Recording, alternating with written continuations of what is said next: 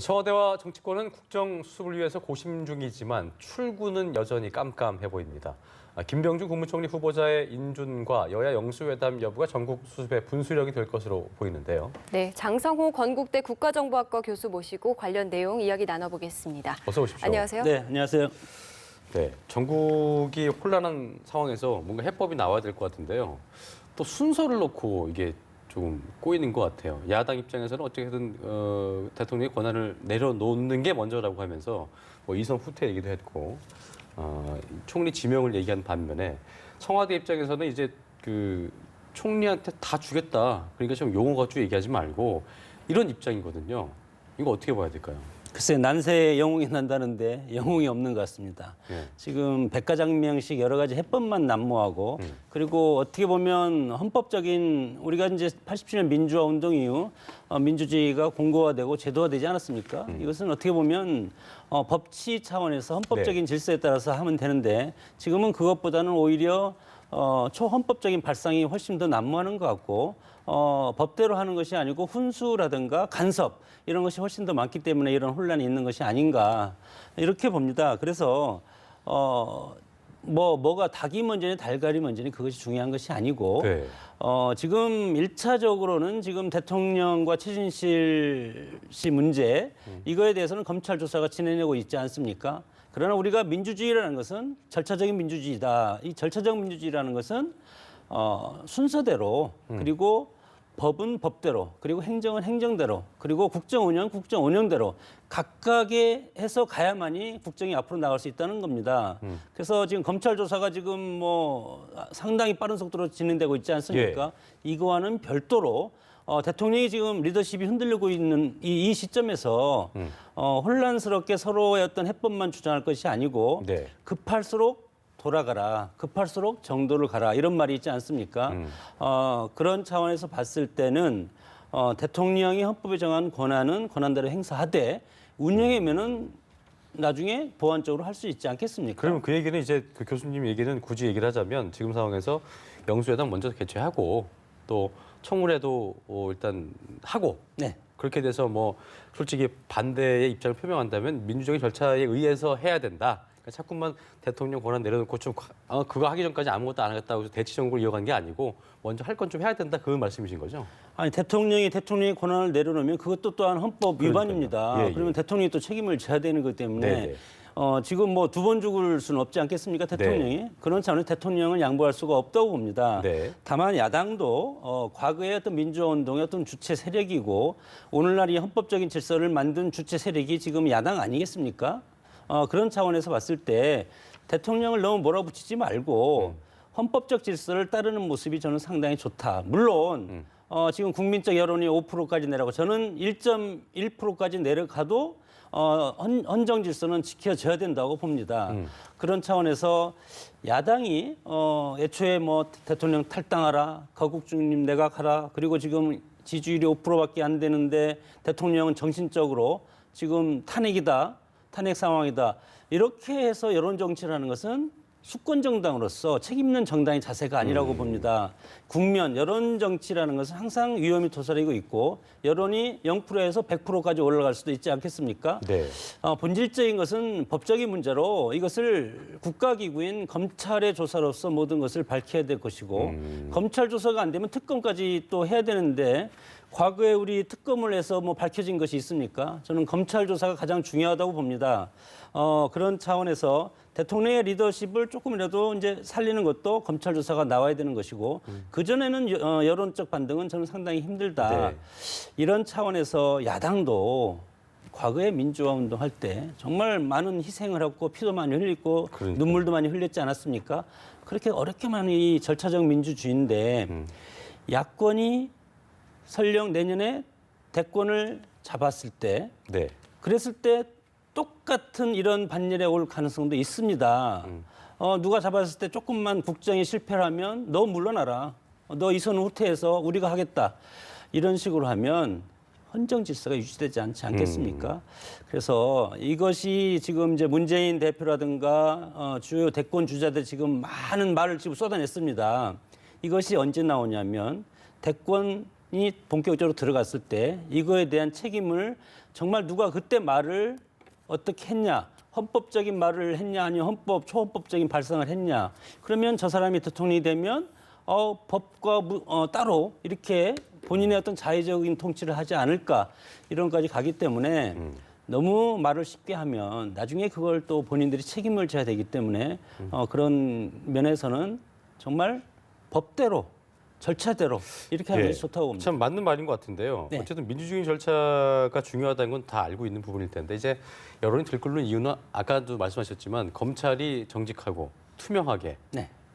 공정하게 수사를 해야 될 텐데 그 의지에 대해서 이제 불만들이 많은 거죠. 그러니까 굳이 제가 뒤쪽에서 좀 여쭤보려고 좀 앞당겨서 여쭤보자면 어제 이제 그 오늘 뭐 이슈가 됐던 우병우 전 수석의 레이저 눈빛 그리고 한 일간지가 이제 파파라치 샷을 찍어냈죠. 그 창 안으로 보이는 어떤 팔짱 끼고 있는 모습이라든지 그런 예우에 대해서 비상식적인 게 아니냐. 그러니까 이런 것들이 국민적 의혹이 더 증폭될 수밖에 없는 검찰 수사를 의심할 수밖에 없는 상황이 아닌가 싶어요.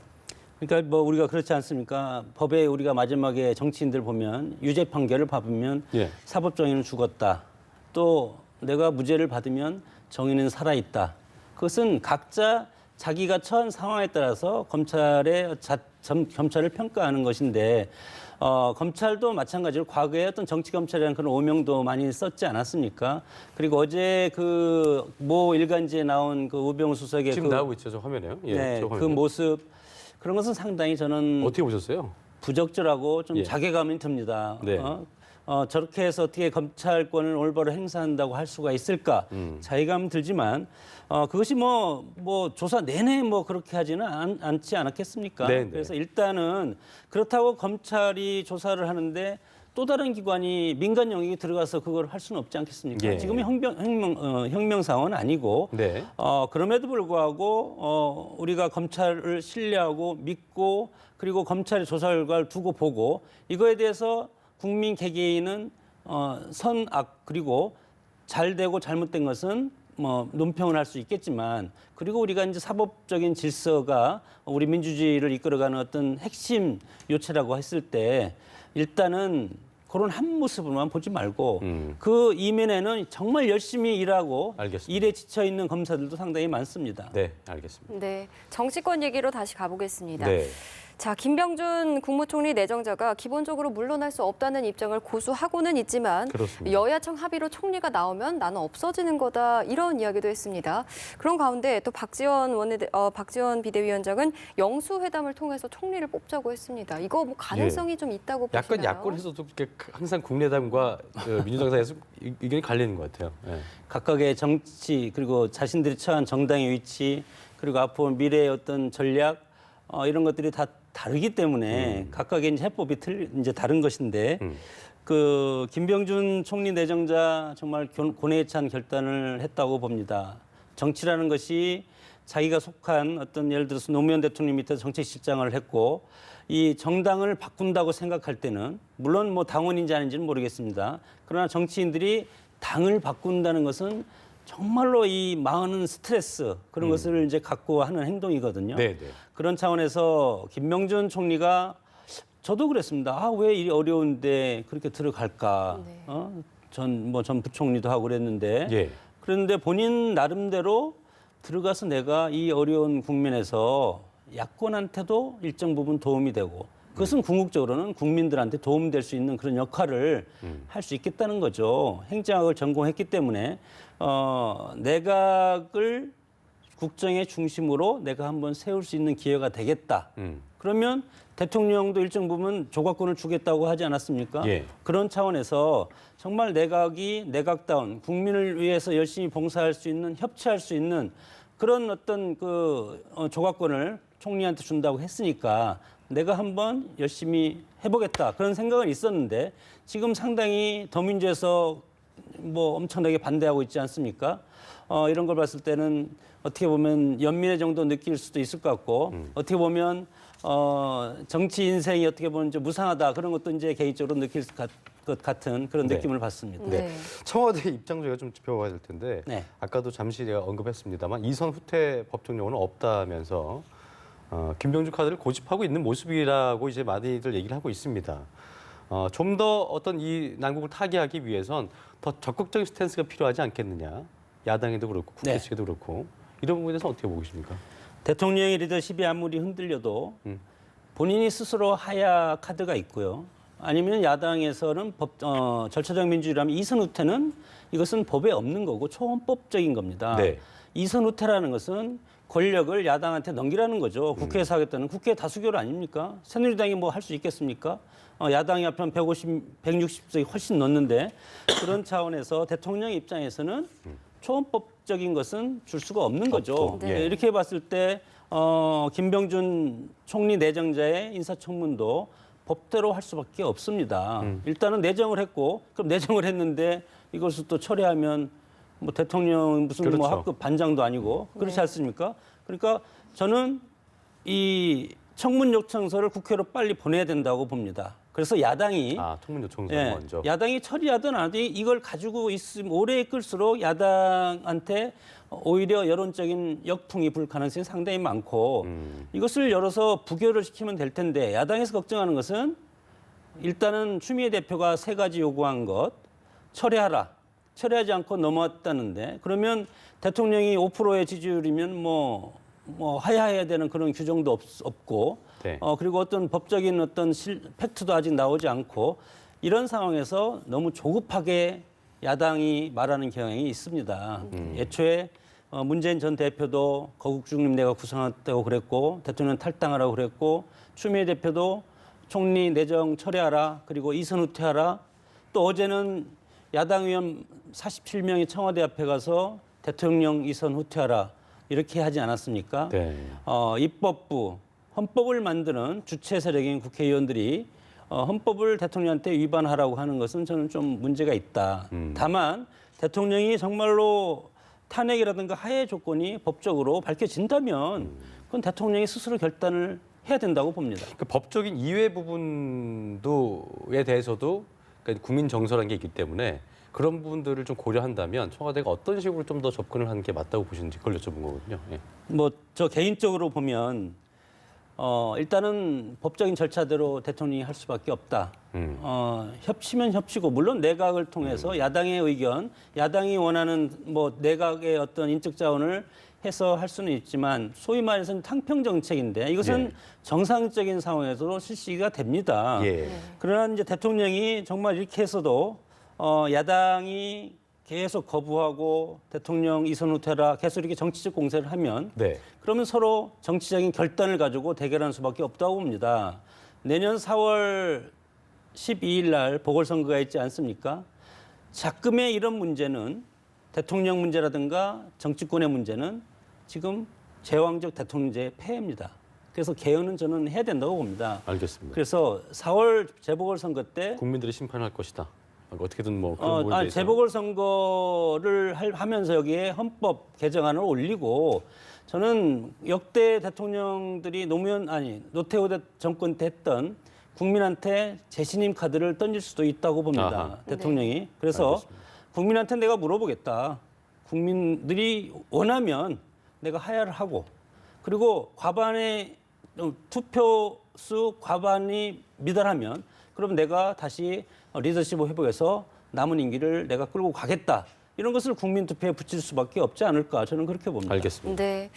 자, 한광욱 비서실장이 여야 대표를 찾아가서 예. 영수회담 개최하자 이렇게 좀 설득을 했습니다. 한광욱 비서실장이 좀 이런 복잡한 전국을 수습하는데 뭐 첫 역할을 해낼 수 있을 거라고 보십니까? 지금까지 뭐 상황은 야당은 어떻게 계속 버티고 있지만 뭐 버티는 데도 좀 한계가 있을 것 같고 정치는 목적이 국민을 위해서 하는 거 아닙니까? 네. 그리고 통합과 미래를 보고 하는 것이 이제 정치의 목적인데 한광호 비서실장이 과거에 김대중 대통령의 비서실장도 했고 호남의 어떤 동교동의 핵심 아니겠습니까?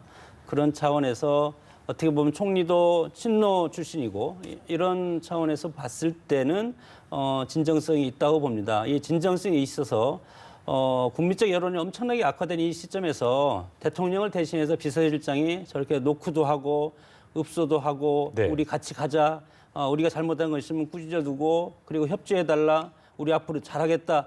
이런 식으로 계속하면 국민들도 지금 국민들이 기분 나쁜 것은 자존심이 상한 겁니다. 최순실이라는 이런 사적인 인연을 가지고 국정이 지금 뭐 농단이라고 그러죠. 네. 이렇게 당했기 때문에 국민들로서는 우리가 부여준 주권자가 부여준 권력을 개인이 이렇게 어떻게 보면 전용했다는 거죠. 네. 그래서 비서실장 입장에서는 그런 것을 계속하면서 일단은 전쟁 중에도 대화는 해야 됩니다. 네. 우리 정치가 아무리 전쟁 같은 정치를 하고 있지만 그래도 대화를 해야 된다고 봅니다. 알겠습니다. 네.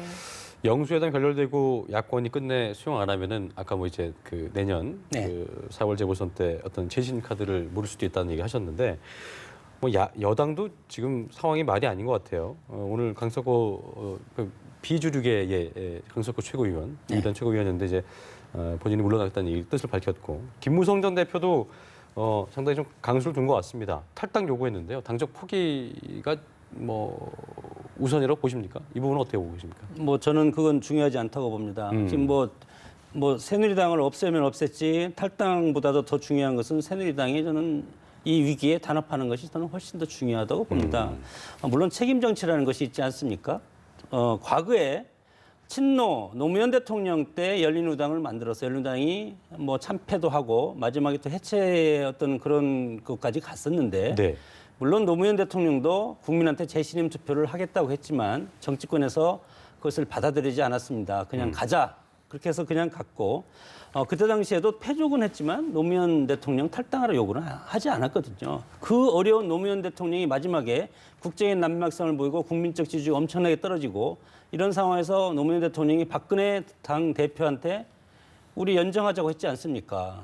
그래도 탈당하라고 얘기는 안 했거든요. 그러나 집권 새누리당은 저는 상당히 지금 상황으로는 책임을 도외시하고 정치적 이득을 보겠다는 그런 모습으로 보인다 국민들 앞에는. 계속 그렇게밖에 볼 수 없는 거겠죠, 그렇죠? 네, 그렇게밖에 볼 수 없는 거 아닙니까? 네. 타이타닉이 해서 뭐 침몰하는데 그러면 대통령 싫어서 대통령 그냥 거기에서 침몰하게 만들고 나머지는 대선 가서 우리가 이기고 지방선거 이기겠다는 거 아니겠습니까? 그래서 이길 수 있겠습니까? 대통령의 어떤 사법적인 절차가 끝나고 그리고 당이 마지막까지 책임지는 모습을 보이고 그 다음에 책임 소재를 따져야 된다고 봅니다. 그리고 김무성 대표는 지난 4.13 총선 때 당 대표였고 그리고 당이 4.13 총선 때 참패하지 않았습니까? 그리고 김무성 대표를 비롯한 비박계는 당에서 소수파입니다.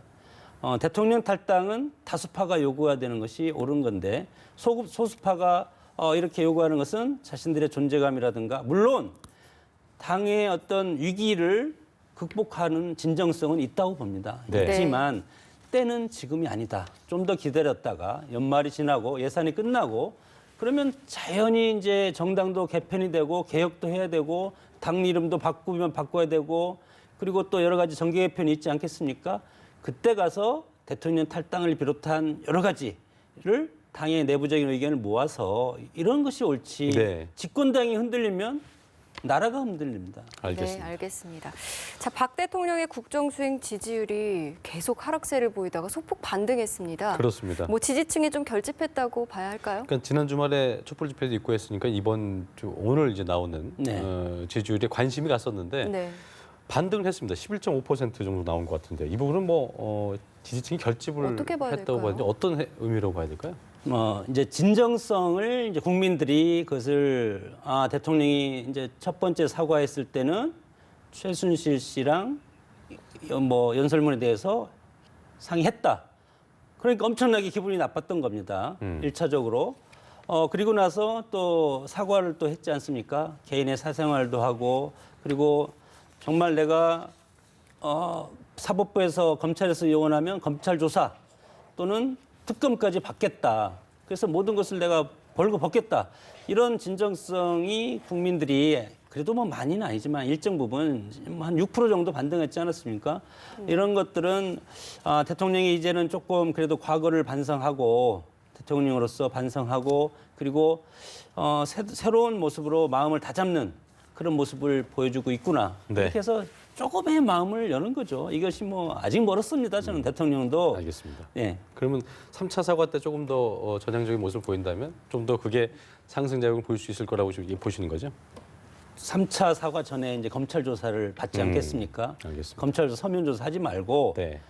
검찰이 가서 방문 조사로 해서? 네, 방문 조사해서 네. 받는 모습 그거 보고 알겠습니다. 그리고 또 한번 사과를 해야 됩니다. 마지막에. 자, 마지막 질문 드려보겠습니다. 이게 비상시국에 뭐 차기 대권 주자들 치열한 셈법 전개 중이고 또 이제 내일이면 이제 미국 대선도 네. 결판이 나게 됩니다. 어쨌든 반기문 전 사무총장이 상당히 여권에 유력한 대권 주자로 거론이 됐었는데 지금 이 상황에서는 저희가 쉽게 볼 때는 친박계의 어떤 그 힘을 얻었던 중이었는데 지금 그렇게 했다가는 굉장히 좀 어떻게 보면 본인 어떤 입지가 더 흔들릴 수 있는 부분이어서 뭐 이런 얘기도 있습니다. 벌써부터 여권과 거리 두고 있다. 뭐 이런 얘기가 나오고 있더라고요. 어떻게 좀 이 부분을 보고 계세요? 뭐 그래도 저는 반기문 사무총장이 정치를 아는 분이라고 생각합니다. 그리고 반기문 사무총장 하면서는 뭐 국내 정치 생각하지 않았겠지만 마음속으로는 여러 가지 상황을 그렸지 않겠습니까? 예. 그런 상황에서 봤을 때 새누리당밖에 저는 갈 곳이 없다. 반기문 사무총장이 정치를 하려면 아니면 무소속으로 가서 국민 후보로 나와야 되는데 국민 후보로 나오면 되겠습니까? 새누리당이 지금 뭐 친박이나 비박이나 해서 이것도 대통령과 같이 책임 정치 차원에서 정치적인 심판을 받았다고 봅니다. 이렇게 봤을 때 새누리당이 내년 대선에 선전하려면 외부에서 대선 후보를 데려와서 외인 부대가 대선 후보를 나갈 수밖에 없는 이런 상황이 지금 됐습니다. 네. 참 안타까운 상황이고 새누리당은 그 집권 여당으로서 상당히 좀 앞으로 난제를 놓여진 난제가 좀 산적한 것 같습니다. 그러니까 이제 박근혜 대통령이 또 이제 하신 게 저는 개인적으로 보면 지금 이제 당원이니까 예. 정치적인 세대 교체에 실패했다고 봅니다. 그리고 김무성 대표도 마찬가지로 대표가 됐을 때 네. 나는 박근혜 이후에 새누리당을 바로 세우고 그리고 대선에는 뜻이 없다고 했는데 지금 뭐 총선 과정에서 이렇게 김무성 대표도 또 실패하지 않았습니까? 예. 네. 알겠습니다. 좀 지켜봐야 될 부분인 것 같습니다. 네, 예. 이야기 여기서 마무리하겠습니다. 네. 장성호 건국대 국가정보학과 교수 모시고 이야기 나눴습니다. 감사합니다. 고맙습니다. 네.